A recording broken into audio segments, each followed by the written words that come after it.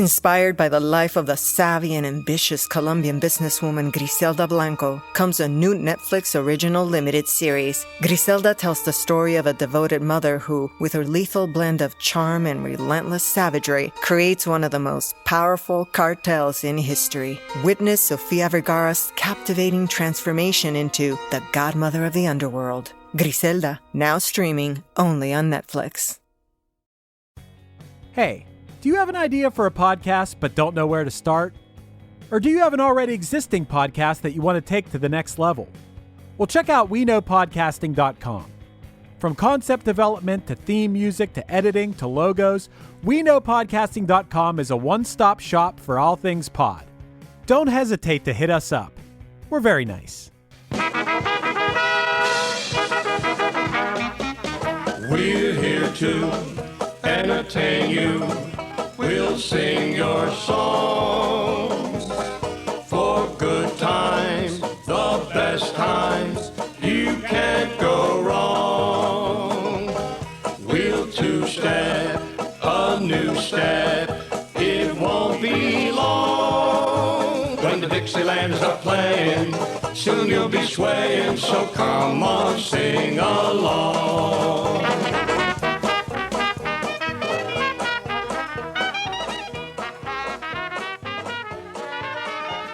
Welcome to another episode of Before My Time. I am your host, Kelsey Laurie.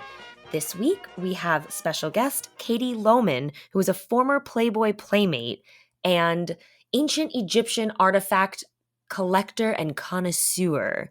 I hope you enjoy this episode where we dive into her passion and love of ancient Egypt, her collection, and we go off on a little bit of a tangent about thrift shopping. Enjoy. Walk like an Egyptian.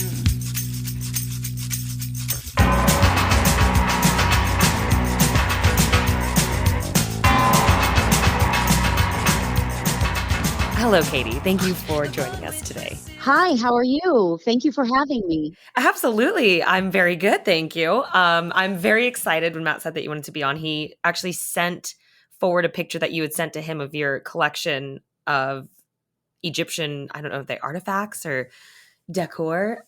Yes, I have quite a large collection of Egyptian antiquities that I've been collecting for, I would say, about 15 years.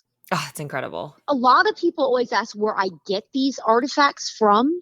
I actually get them from an auction house that's in London, so it's legit. And I know that they're real because that's really important. The last thing that someone wants to do is, spend their hard-earned money on an antiquity and find out that it isn't real. So I had to be approved through the auction house first. Then they said, okay, you can go ahead and you can join our team and purchase, quite a few things from them over time. They're called Timeline Auction. I got to write this down. And my favorite thing to collect is actually alabaster shabtis. And the shabtis are what were inside the burial chambers of the pharaohs. I have 3 of them. And then I have some other ones that are not ancient. They're probably from like the 1920s or 1930s, but the actual real super old ones that are thousands and thousands and thousands of years old, I have 3 of those to date. And it took me 15 years to find 3. 15 years to find 3. Wow. I either would get outbid. That's incredible. Or they would be too expensive or, or I'd be late by a day getting my bid in. But yeah, so I've only managed to get 3 in 15 years. And I would imagine, that would be quite the competitive market. Like you said, that it takes so long because I would be a high price. The thing of it is that, there are a lot of people that are trying to get their hands on these antiquities because they don't come up that often. Now, normally when these artifacts come up, it's because someone has passed away and somebody in their family knows a little bit about what they've got and goes ahead and sells it to the auction house, Timeline Auction in London. And so you have to be very patient as far as when these things become available. I'll check, probably maybe once every 6 months, I'll check, and see if they have, any of the shabtis. But a lot of times they have maybe one that I'm not interested in, or, for me, I really like the alabaster ones with the wax on them. Those are the ones that I I personally like. And what exactly is a shanti? A shanti is something that is put in the burial chamber of a pharaoh when he dies, and they're supposed to actually work for the pharaoh in the afterlife. So he will be buried with hundreds and hundreds and hundreds of these shantis. So let's say King Tut, right? Everybody knows who King Tut is. Mm-hmm. King Tut was probably buried with about, I would say, if I had to take a guess, I could be off, but I'm going to guess about 500 of these. Okay. In his burial chamber.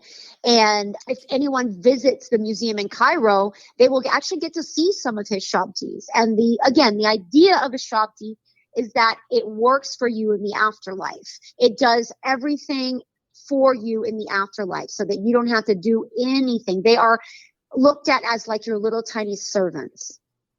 And they're only about, a couple inches tall. So, I can't really see how they could get very much done. I know, right? Well, it's like magical elves, you don't know how they just, it's like, how are they going to get anything done? Yeah, right? That's why there's so many of them. They got a teamwork. Yeah. It takes 500 of them to, accomplish one thing. What if I wanted my car washed? How are you guys going to do this if you're only standing 5 inches tall? So obviously the Egyptian culture had some interesting ideas that we don't necessarily understand, but that's okay. This was, 4,000 or 5,000 years ago, Yeah, and I was watching a documentary on, they were uncovering a bunch of different tombs and this and that, and they were explaining some of the stuff that was inside. And I saw that in a lot of the tombs, they put like miniature boats in them. Yes. And some had like multiple boats. And it seemed like obviously miniature makes sense because you can only fit so much stuff into a tomb so maybe they kind of had this like I think they said the boats like grow to full size and they'd have like little models of little people on it to man the boat and it's supposed to sail you to the afterlife. So it sounds like they expect everything to grow. I mean, yes, they absolutely love to have miniatures.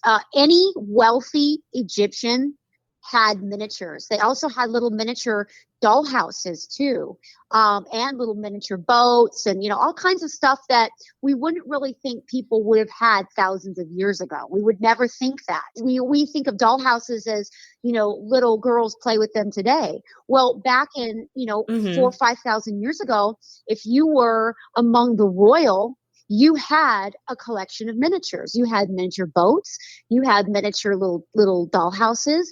And then, of course, you had other things as well. You had all your oils and your spices, and you had all your cosmetics. And, of course, even men wore makeup back then. Mm-hmm. So, yeah, if you were part of royalty, I mean, you had everything. You had access to any and everything you wanted. You had lots of cats, which were considered sacred. Of course, you had, your palace and, just everything that went along with. You had the best fabric. You had the best everything. A lot of people don't know that Egyptians loved miniatures. Sounds like, I think they had a lot of time on their hands to sculpt them and carve them is what. Oh, absolutely. Like when you look back in history and you see all the artifacts, you're like, well, they just had time. Oh, they had, time to just lay back in the sun and carve things, make things. I mean, if you just look at some of the jewelry that just came out of King Tut's tomb alone, I know the contents of King Tut's tomb is valued at about, I want to say $1 billion. True.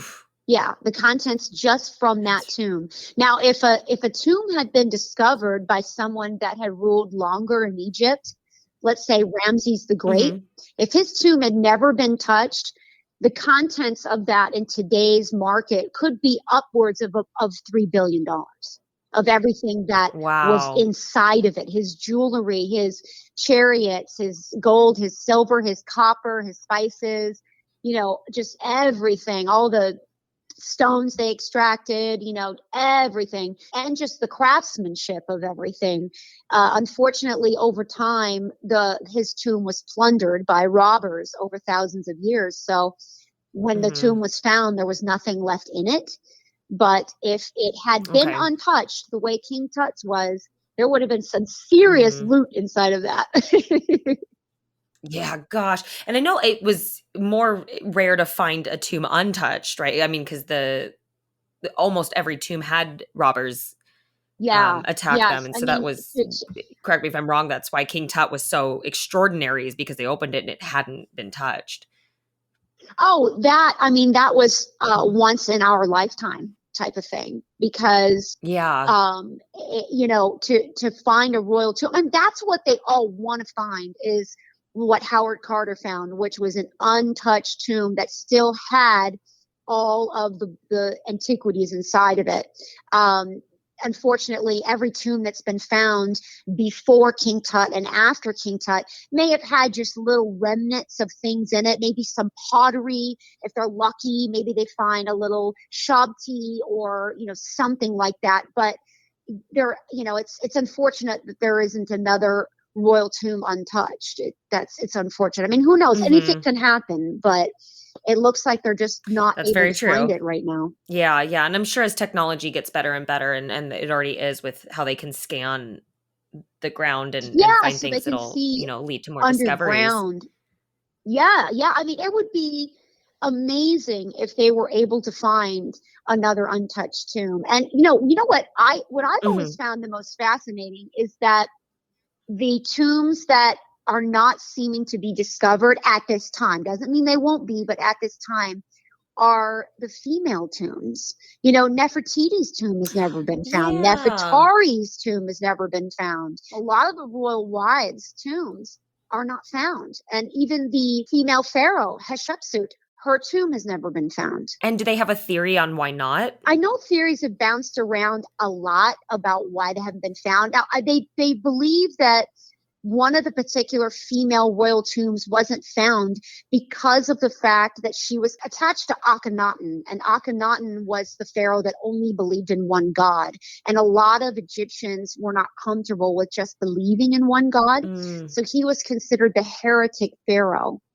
And she was the wife Okay. of a heretic pharaoh. So they're saying that her tomb was desecrated. They're saying that her mummy was desecrated and everything was looted, and as if she pretty much didn't exist in time. They almost wanted to erase her. That'd be like being married to Putin, and everybody hates you and wants you to be forgotten. You know what I mean? Yeah. So and the tomb has gone and all the evidence. Yeah, no, that makes sense. And then they don't know why Hatshepsut has not been found. They have theories that because she ruled as a male and kind of pretended to be a male, there was something about that they didn't quite sit with them comfortably. So they tried to erase her from history as well. So a lot of the things that have her name on it were actually etched out. They took the stuff Oh, and wow. they etched her name out a lot. She does have some things that have remained. I mean, I thought it was pretty badass that there was actually a female pharaoh who took on, the role of, okay, I'm going to rule now as a pharaoh, even though I'm a woman, I'm still going to do it. So I thought that was pretty bold, Yeah, I love that. Yeah, Yeah, I was didn't so know that cool. actually. Yeah, like that's just really, to me, that's a leader. That's a strong personality, and that's a leader. And they just can't seem to find her tomb. All they find are little caves and things where her name has just been etched out, and they've only found like a couple of her artifacts. They found one little jar that had her perfume in it, and I guess it still smells. Wow. Yeah, would that be cool to own something like that? That's Wow, gnarly. this belonged to not only a female pharaoh, it has her perfume inside, and it still smells after thousands of years. Yes. That would be awesome any artifacts. I definitely envy your collection. I have a sarcophagus in my house, but it's not real. I mean, I can only imagine how much it would cost to get a real one. I mean, Oh geez, that would gosh. be, outrageous. I mean, it'd be gorgeous, but I have never, invested in having a real one. I have two of them. Do you have the really large one, or do you have the one that stands about 4 feet tall? Which one do you have? Oh no, the large one. It looks like a human is The big in one. the one I Okay, have. the big one. Now, where did Mhm. you buy it? Because I know that they're very hard to find. That was bought at an antique store in Southern California when I was a kid. So we acquired it from that. I remember I had my eyes on a large sarcophagus when I was right before I actually moved out of California. And the only issue was it wasn't going to fit in the moving truck along with all my other stuff. So I was like, all right, I can't get this right now. This is, I know where to buy it. Yeah. I can't get I just don't have the room for it in this moving truck. I just can't do it, I know the sad parts of having I've gone through that too many of times. So speaking of sarcophaguses, so I know a lot of times in the burial in the tombs, they were in multiple sarcophaguses sometimes. Is this true? That some would be placed into kind of a bigger one, almost like Russian doll style? Yeah, they would be in quite a few of them. And then once somebody was able to open up all the different layers of the sarcophagus, then there was even the death mask that was over the face. And the problem, what they did was they put a lot of resin and oils on the face and then put the face mask on. So when they actually tried to remove the death mask from King Tut, they had to do it very carefully because the face mask was stuck to his actual face. Oof. Like they couldn't Not a get it job I off would because want. of thousands of years of just sitting there. It turned it into concrete. So basically his golden face mask was concreted onto his face. Wow, interesting. Yeah, It's they crazy had over to get time it what off. kind of And so then the mummification process itself, what does that entail? I mean, I know some of it. I know they have the different jars with your organs that they place in it. Yes. And I believe they pull your brain out through your nose. Is that Yes, correct? they did pull the brain out through your nose. They felt the brain wasn't necessary in the afterlife, which that's kind of odd, like why would you not want your brain? But you need a boat. Yeah, like why would you not want your brain? So they, for some reason, they just felt that the brain was unnecessary. And of course, they kept all of the other organs in canopic jars. And of course, if you were royalty, you had your canopic jars were made of the finest alabaster. And they had, beautiful, carvings on them. They had your name on them. So they took out your heart and they took out your liver and they took out, all your body parts. And just pretty much put them in canopic jars and made the canopic jar look beautiful and made sure that it was in your tomb for your afterlife. And like I said, the brain was considered unnecessary. The mummification process really consisted of taking out, the most important thing was taking out all the organs and placing them in canopic jars and then drying out the body with the resins and the spices to get everything out. And also some salts, because all that stuff dehydrates the body. So I believe, now don't quote me on this, but I believe the mummification process was 70 days. I could be off a little bit, but it was around 70 days for the whole process to be done because they had to really, really dry the person out. And then once the actual body was really dried out, then they could go ahead and start wrapping it. And they, wrapped it in quite a few different layers, with the material that they used for wrapping. And then as they're wrapping up the body, they're putting amulets. And an amulet is like a tiny little, almost like a charm, like a little charm that you'd have, maybe like a charm of a heart or a charm of the sun or a charm of your cat or like any little things that were important to you in your life. So they'll take all the amulets that the royalty had and place them all throughout the body as they're wrapping them up. So they may put the little cat amulet somewhere and then wrap you up. Then they'll put another amulet there, like a little heart, and they'll keep wrapping. Then they'll put another little amulet there of a beetle, and then they'll keep wrapping. So as they were unwrapping these mummies, historians and such, they're finding all these amulets when they're unwrapping. So they're unwrapping, finding something, unwrapping, finding something. And a lot of the amulets were made out of either different types of stones or an amulet could be made out of gold. Now, I'm going to ask you a question. This is just kind of like to see, like a guess. It's just something kind of fun. Okay. What do you think was the most valuable thing in Egyptian times? Yeah, my instinct is anything. My guess is something that's going to be like that, like that's worth nothing in our minds. Yes, you are on the right track. Wood? No. That's a good guess though, but No. you were right on the right track. That we look at this today and we consider it nothing. It was copper. Copper. Yes. Mm.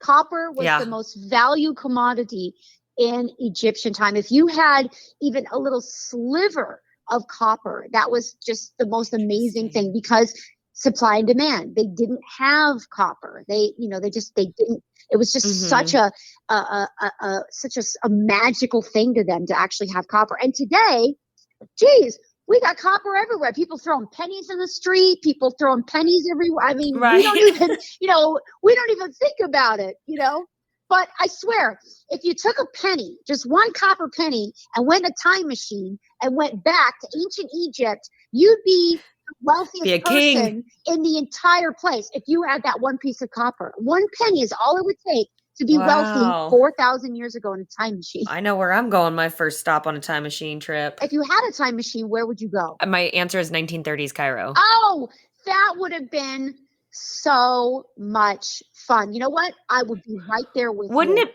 I'd be right there with you. Yeah, it's my first. I always ask people that question. It's actually a very typical first date question for me, and because it says a lot about a person.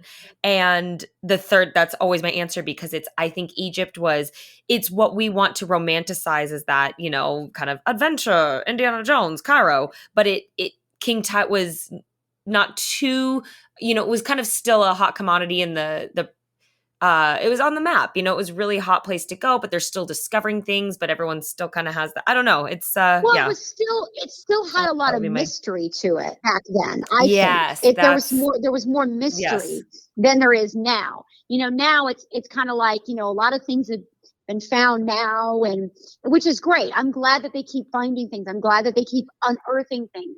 But definitely in the 1930s would have been, and especially just the way that people dressed in the 1930s.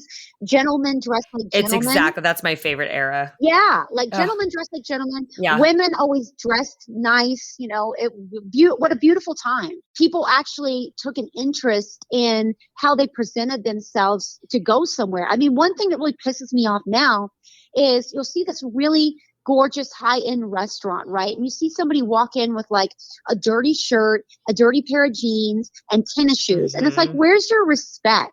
The person that owns this place, they're trying to create an effect.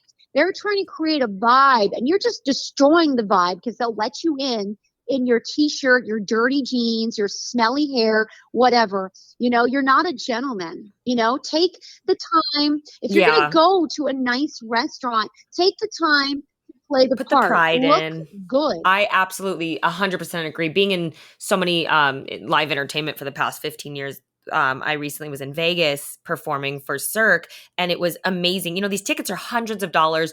We've all trained for so many years to be the top elite athletes that they can see perform.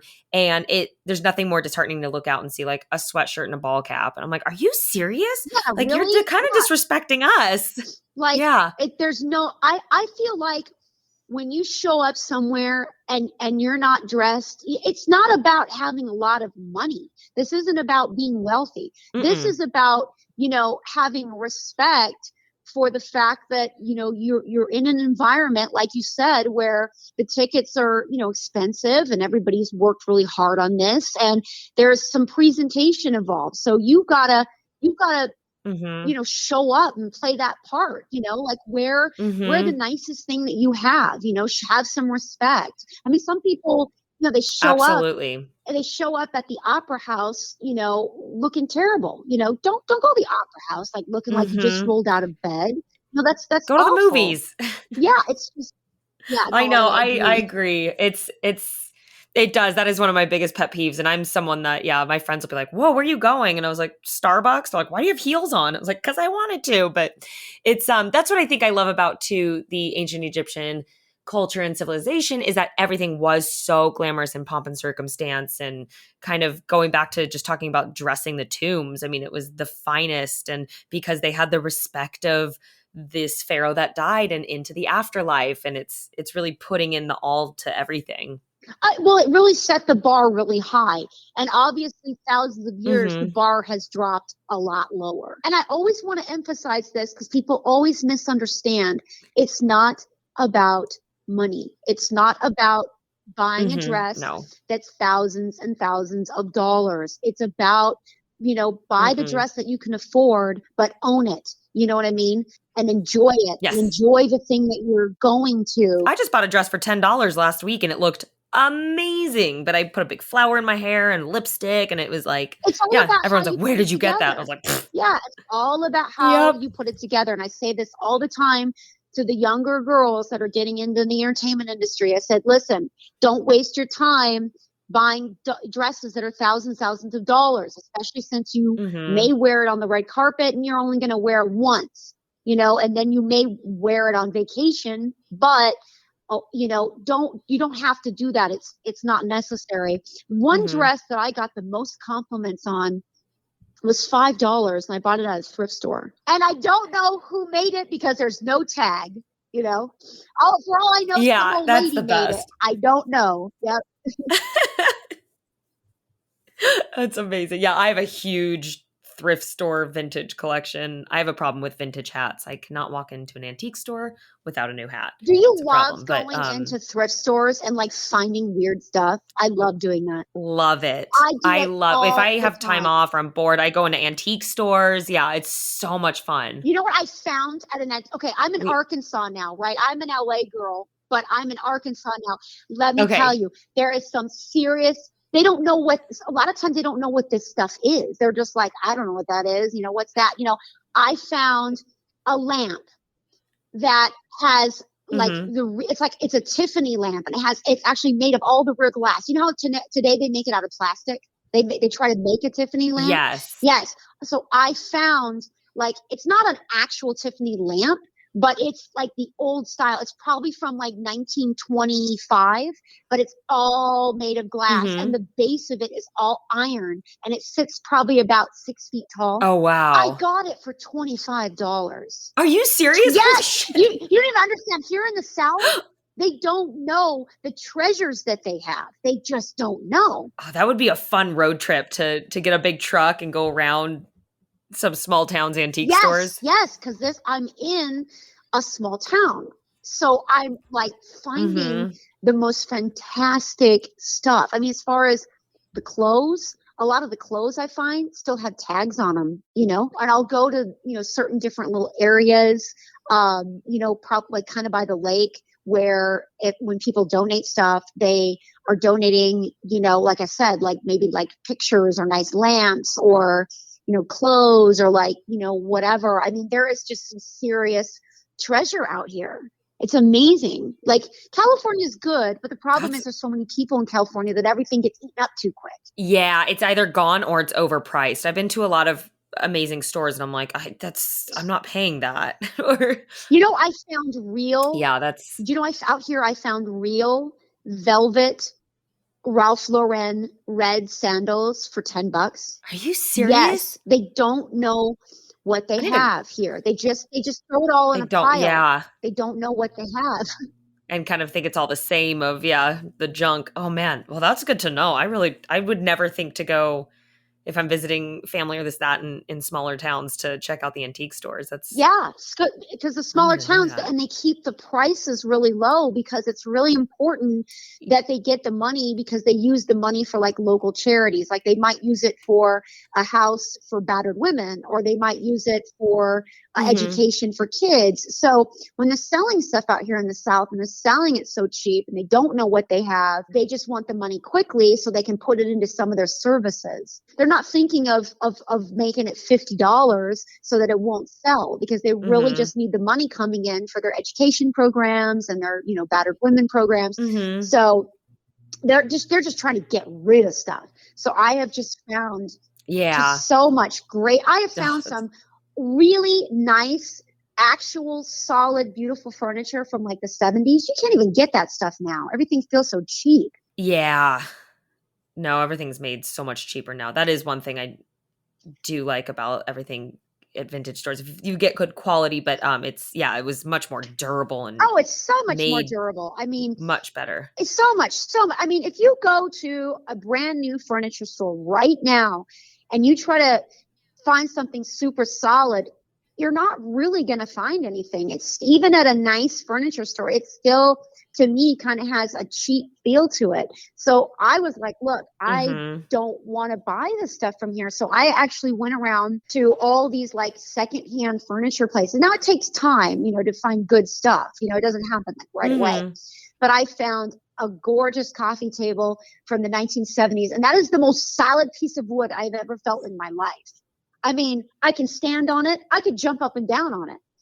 That thing is not going to crack. Yeah, you don't want to do that with IKEA. You're not getting. Yeah, if you jump on something in IKEA, you're going to fall right through it. Yep. Yeah, so that is gone. I can jump on it. And I found some just gorgeous, perfect condition. Going to estate sales, I found some perfect condition chairs, and these chairs, I mean, they just feel like they're just so solid. I mean, so solid. They're probably from the 60s, I would say.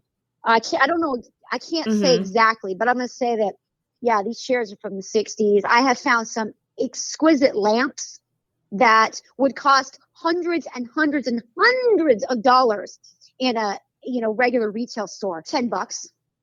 $50 was the most I spent. I found a lamp. You're going to love this. I found a lamp that looks like and it was on sale, and it's at a secondhand like furniture place. Basically, it looks like it's from the maybe 20s or 30s, and it has a bird, like a little statue of a bird on it. And then it has all these beads that come down, and it almost looks like a bird cage, but it's a lamp. Ooh. Yes, it looks like a bird cage. That sounds awesome. Something I love too, and kind of tying back into Egypt, is when you can find some stuff from the 30s and 40s, because Egypt had resurfaced as the kind of hot, popular, I think you said it, mystery, after King Tut's tomb came, it became popular fashion. I mean, homes were decorated with Egyptian style and that. So it's fun that there's a lot of stuff that obviously it's not going to be as old as thousands of years. So you kind of get a little newer, but still a lot of stuff from the 30s that have so much Egyptian influence. And I love when I can find one of those decors or whatever. I think they called that the Egyptian revival period. And that was when, Egypt, it was the revival of the Egyptian culture.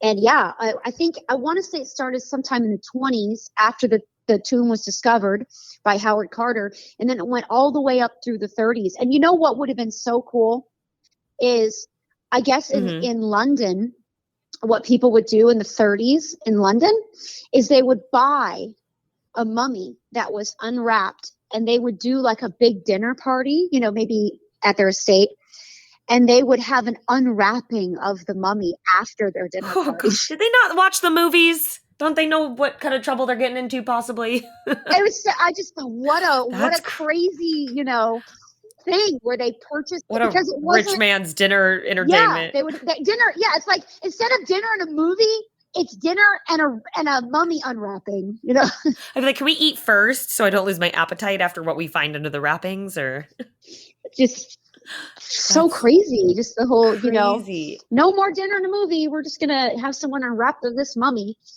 And I can only imagine like what it would smell like. Go to one of those.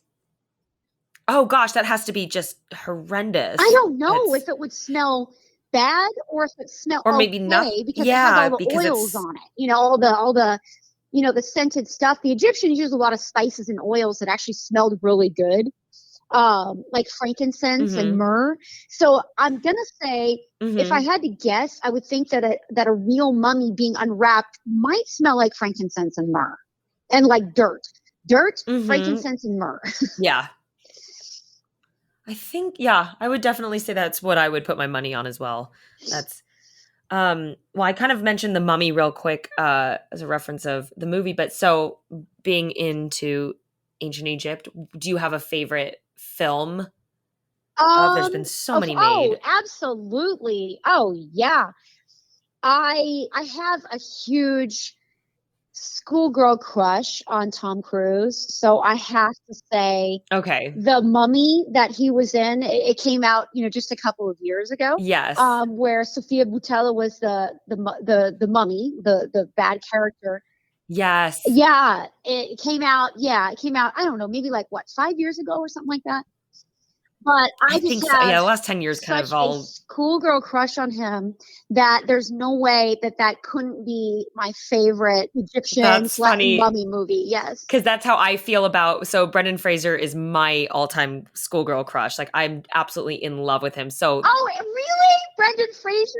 Really? I love him. I am in love with him. Oh, that is so adorable. I mean, his mummy movies were awesome. I mean, they were awesome. I love them. Oh, they were so good. Yeah, the first two I would go through phases where they were kind of my comfort movies. You know, I Pop them have in a and they don't leave cute the story. TV. You know the actress that was in The Mummy with him? Rachel? Rachel Weisz? Yes. So I went Yes. I went to a movie premiere years back for one of her movies. And I remember I'm standing on the red carpet and I turn my head and I see her standing there. And I was like, oh my gosh, that's the girl from The Mummy. I was like, this is so amazing. She is stunning in person. I mean, just absolutely. Stunning. I mean, like my heart stopped. Yeah, I do love. Oh, I'm glad to. Yeah, sometimes people are gorgeous on screen and in person. You're like, whoa, makeup department did a good job. But yeah, she seems like someone that would be beautiful. I mean, I love her in those films. I love a past film she's done too. And she was most recently in the Black Widow movie and she was phenomenal. She looks amazing. Yes, and it was great that she went on to do a bunch of other movies after she did The Mummy. The Mummy was like her breakout role, and then it was great that she went on to do a bunch of other stuff. But I just, oh my gosh, just seeing her in person, I was just like, wow, she's just so beautiful. And of course, I mean, we can't ignore the classics and the Cleopatra's, you know, and spectacle and epic. But I need my time machine. I mean, I would definitely want to go back to ancient Egypt as well, even though it would be a little scary. You know, it would definitely be a scary thing to go back 4,000 years. You know, there's no penicillin, you know what I mean? There's no, you know, there's none of that, you know, but I would at least want to experience what it was like. I mean, I wouldn't want to get in a time machine and go live there permanently. 4,000 Right. I always say it's like a vacation. I tell people you have a time machine, you get a week vacation. Yeah. And I actually make a magical rule that you won't die. I'm like, don't, you know, get stabbed. But like I said, if you get a paper cut, you're not going to die for the reason you just said. Because any time we go back past, you know, 100 years and it's like, you're going to, anything could kill you. Yeah. But, they don't have all the, you know, stuff that you might need, you know. Well, gosh, thank you so much for coming on today and talking about ancient Egypt and all the you are lovely so welcome. Wonders of thrift stores. Where can we find you if you want listeners to reach out and say, hey, or see what's going on? The only social media that I actively do is Instagram, which is Real Katie Lohmann. And Lohmann's Lohmann.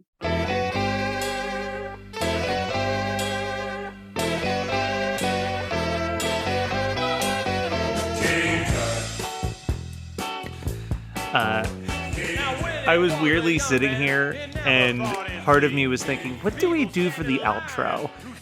And at one point I was like, can I learn King Tut on the guitar and just have Kelsey sing it? King Tut. I loved listening to that episode get recorded, Kelsey. She knows a lot.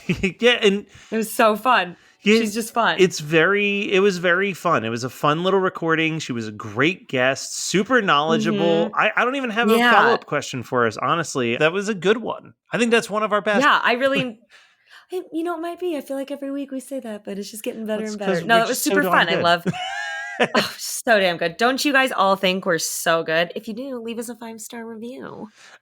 So here's one, because how often are we ever really going to talk about Brendan Fraser? I think his name is pronounced Brendan Fraser. Sorry. Fraser. I trust you. I just want to respect him because he's going to be my husband one day. Yeah, no, that's true. I could see you as Kelsey Fraser. So excluding the Mummy films, okay, what would you say is your most watched Brendan Fraser movie?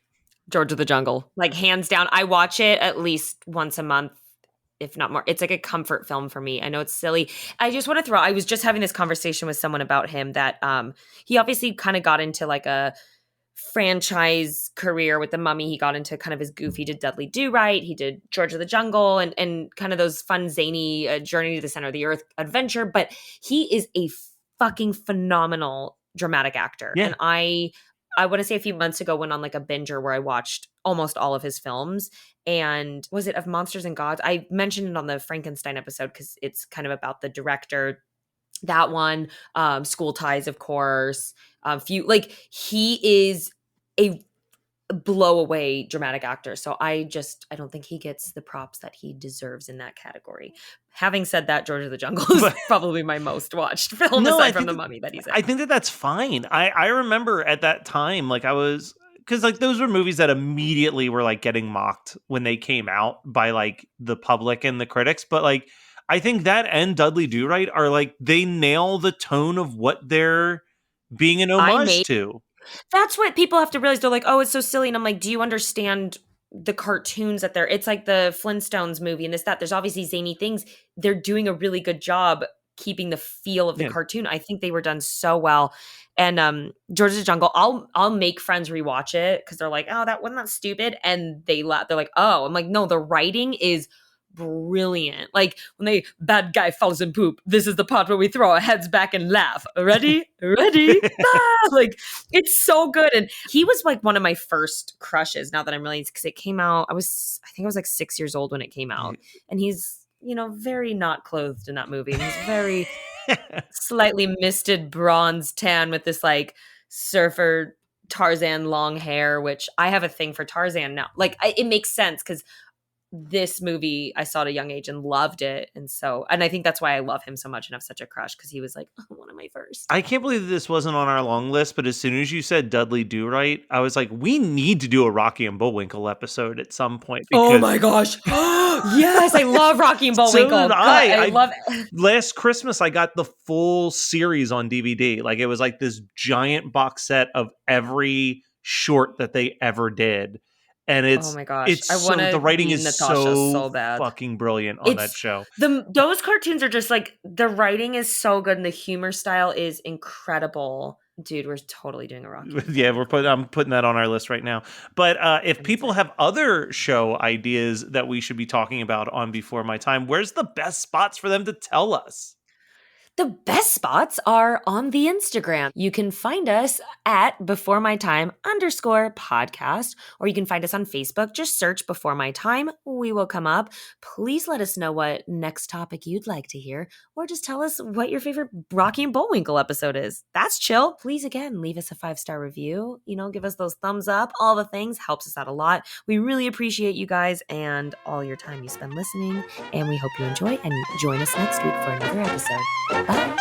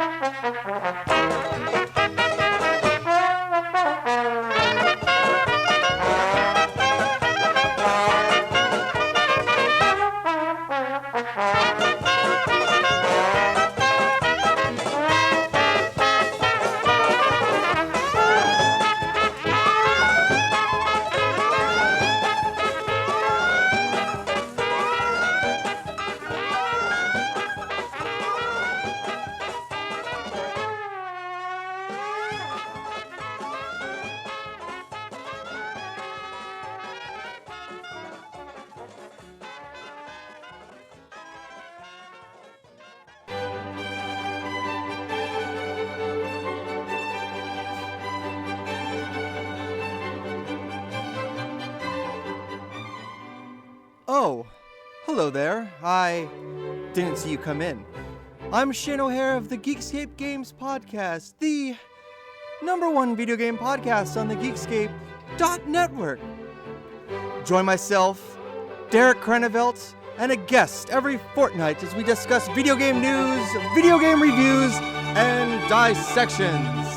That's Geekscape Games every 2 weeks on Geekscape.net. You're listening to the Geekscape Network.